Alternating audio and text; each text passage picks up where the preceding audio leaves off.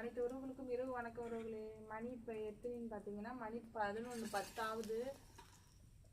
கோழி குஞ்சுக்கு வந்து ஹீட் பத்தலை, அதனால வந்து கோழி குஞ்சுக்கு வந்து கறி போட்டுட்ருக்கோம் நாங்கள். ஹீட்டு மணி 10:10 ஆகுது உறவுகளே. கல்லி போடுவோம். போமா